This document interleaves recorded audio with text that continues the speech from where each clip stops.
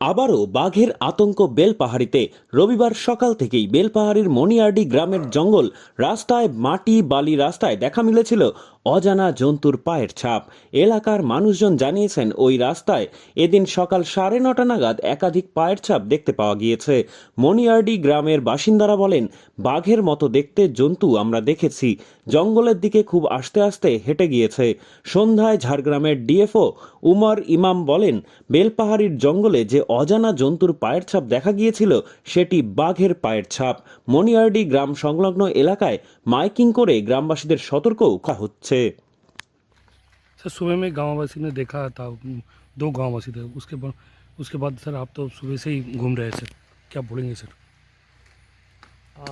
जंगल नहीं जाना है भीतर। ठीक है, अभी जब तक कि हम लोग कंफर्म नहीं हो जाते हैं या टाइगर यहाँ से मूव नहीं कर जाता है बाहर, तब तक जंगल नहीं जाए।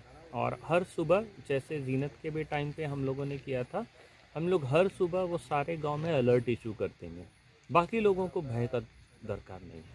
सर जो पागमार्क मिला है, बड़ा सा पागमार्क मिला है, तकरीबन के सर कितने साल का उम्र का लग रहा है आपको, लग रहा है सर? अभी उस चीज़ में मैं नहीं जाऊँगा। मैं सिर्फ इतना ही कंफर्म कर पाऊँगा कि एक अडल्ट टाइगर है यहाँ।